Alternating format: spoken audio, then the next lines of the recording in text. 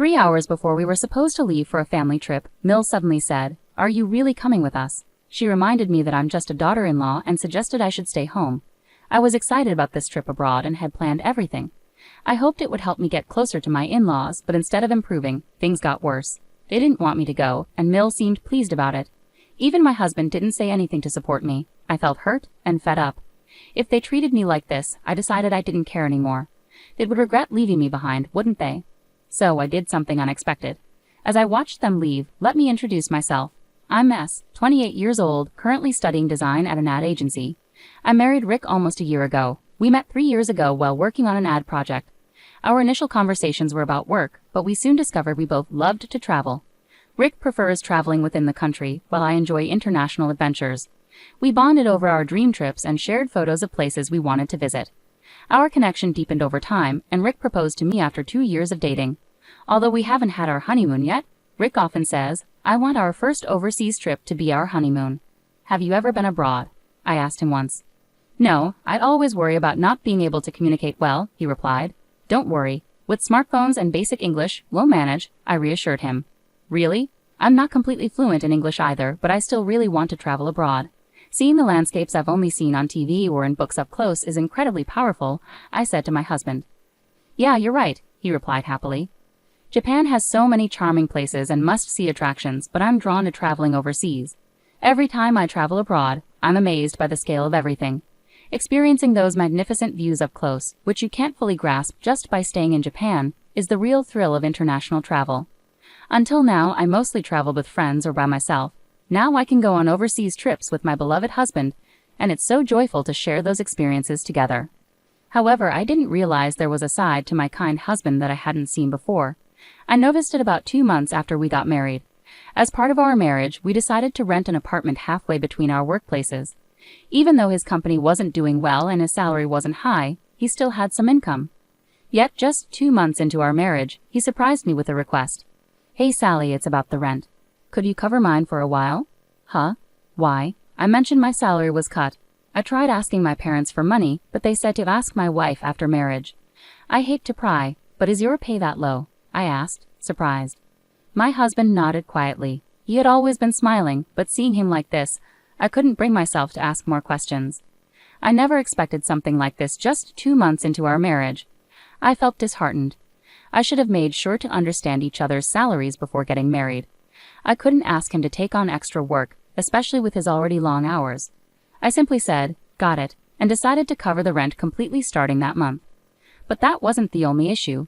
The frequent visits from my in-laws to our new home became a major problem. My husband's family includes his father, mother, and sister Amy. Since I agreed to cover my husband's share of the rent, my in-laws started coming over more often. They would arrive unannounced, have dinner, and sometimes even stay overnight without warning. It's not that I dislike my in-laws, but I felt uncomfortable, especially around my mother-in-law, who seemed to hold a grudge against me. Whenever she visited, she would make snide remarks. "Hey Sally, just because you're busy doesn't mean you can neglect your chores, right?" "Huh? I'm doing the best I can with the chores," I replied. I heard from Rick that sometimes you come home later than him.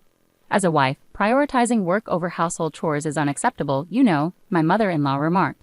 "That's only when there's a deadline. Usually I leave on time and take care of things at home," I defended myself. Always getting defensive. "I bet work is more important to you than Rick, huh?" "That's not true. That's why I've said so many times that marrying into this family wasn't a good idea, right, Rick?" I turned to my husband, hoping for support. But he just chuckled uncomfortably and said, "Don't fight, okay?" It frustrated me most that my mother-in-law seemed to annoy me, but I was also angry at my husband for not standing up for me.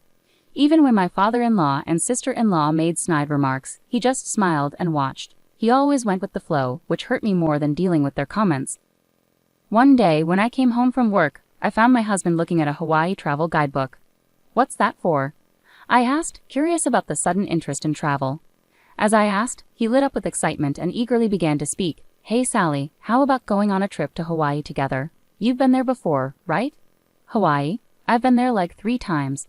"Yeah, I've been there, and my family also wants to go." "So your mom is coming too?" "Yeah, since we're already planning to go as a family, it'll be a family trip." To be honest, I felt nothing but anxiety about my husband's proposal. I really wanted to go on a trip abroad just with my husband, but with my in-laws involved, there were too many complications. Plus, I couldn't imagine my mother-in-law wanting to go on a trip with me, given how she felt about me. I tried to hint at my concerns indirectly, saying, I'd like to go to Hawaii, but I'm worried that your family won't enjoy themselves if I come along. That's not true. Besides, this trip was suggested by Mom, my husband replied. Hello. I called out as someone knocked on the door. We'll be right out. I raised my voice a bit and hurried to the front door. When I opened it, there stood my mother-in-law. Hello, Sally. Are you going out today? She asked. Huh? We're actually heading out on a trip right now. I'm really excited for Hawaii. It's been a while, I replied. What are you talking about? We're the ones going on the trip, she said, looking confused. Huh? I was momentarily taken aback by her statement. Just then, my husband rushed over from inside the house, saying, sorry, and apologized for being late. Seeing him, my mother-in-law smiled broadly and said, Rick, you're so late. I've been waiting outside. Sorry, Mom. My hair wasn't cooperating, he explained. You could have fixed that later. Come on, let's go already. Dad and Amy are waiting. Go on, hurry, she urged. Mom, that bag looks heavy. Let me carry it for you, my husband offered. Thank you. You're always so kind, Rick, she praised him. My husband blushed happily at her words.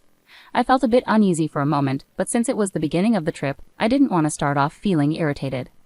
Following them, I grabbed my carry-on and began putting on my shoes.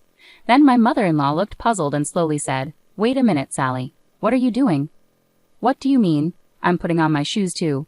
We're going on a trip together, I replied, confused. Enjoy your trip then, she said coldly. Huh? What are you saying? We're all going to Hawaii together, right? I said, bewildered. I glanced at my husband, but he avoided eye contact with me. Seeing his reaction, my mother-in-law chuckled mockingly and said, Seriously, you weren't actually planning to come along, were you? Huh? Come on, cut it out. Why would I not be coming on a family trip?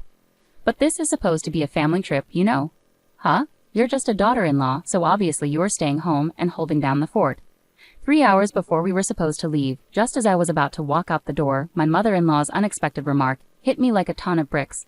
It sent a wave of anguish through my chest, making me feel dizzy and unsteady. Rick, what does she mean? I asked, desperately seeking clarification from my husband. I asked my husband, but he didn't respond. Instead, he headed towards the car with my MIL, leaving me feeling like I might collapse any moment. In that instant, my feelings towards my husband and my in-laws cooled rapidly. What did I expect? Maybe it was foolish to hope my MIL would ever support me, but I never imagined Rick would betray me like this. It became clear he had no intention of standing by me from the start. It all felt so absurd. I decided I didn't care anymore. That's what I thought. I did love my husband, that much was true. But I realized I was in love with an idealized version of him, not the real person. A spineless puppet who couldn't stand up to his family, a pawn dancing to his mother's tune. What had I ever seen in him? If only I had seen this sooner, things might have turned out differently. But dwelling on regrets now won't change anything. I resolved to take action. Their trip was planned for a week starting today. With that knowledge, I packed my belongings into cardboard boxes and called my father to bring a car for me. As I waited for my father, my phone rang. It was my MIL calling. I knew why she was calling, but I ignored it deliberately. She must have been furious. She had been calling me incessantly lately. But I stood firm in my decision. I wasn't going to answer that call. Then my husband called. He probably had a lot to say. I took a deep breath and answered. Hello. Sally, you picked up. It's you? My husband sounded flustered, his voice trembling slightly. I could imagine how panicked he must be, and I couldn't help but laugh. What's wrong? Your mom kept calling me nonstop too. It's a disaster. We arrived in Hawaii fine, but I don't know where to go from here. I really want to check into the accommodation, but I don't know where it is or how to get there. What should I do? Huh? You're asking me now? You left without knowing anything, and now you're asking me. Isn't this your responsibility? But you made the reservation, right? I thought someone in the family would have the travel plans. And no one knew anything. Typical of my spontaneous in-laws, I chuckled bitterly, and he raised his voice. Just tell me the travel schedule already. No apologies, just irresponsible words from my husband. I knew it, but this guy is just his mother's son through and through. I muttered to myself, frustrated. I demanded to know the travel schedule from him firmly. Are you kidding me? I'm feeling seriously uncomfortable because of you guys, so why do you think only you should have fun? He protested. There's no way I'm telling you. Figure it out yourselves and manage on the spot, I retorted sharply. Do what? That's too heartless, isn't it? I'll buy souvenirs, so, he tried to reason. Souvenirs? I don't need them. Don't make a fool of me. I trusted you and put up with your family, but I've had enough. How could you? I couldn't hold back my disappointment. This incident made me realize that he's just as disappointing as his mother. I was used only for making travel plans and left out of the much-anticipated Hawaii trip. I couldn't forgive his family for this betrayal. Let them struggle in that unfamiliar place all they want. Wait, hey Sally, my husband's attempts to call my name fell on deaf ears as I firmly ended the call. After waiting for my father and leaving, I headed straight to my parents' house. Meanwhile, it turned out my husband and his family had a rough time in Hawaii without me. Despite arriving, they were in a panic because they didn't know where their original booking was. They ended up staying at a random luxury resort, paying $5,000 per night for 4 people, maxing out their credit cards in the process, which were declined. Eventually, they spent the last 3 days camping in Hawaii. With my husband's modest salary, there was no way he could pay off the maxed-out card. Ultimately, I decided to file for a divorce, citing his financial irresponsibility. While I await my husband's agreement, I'm determined not to give up.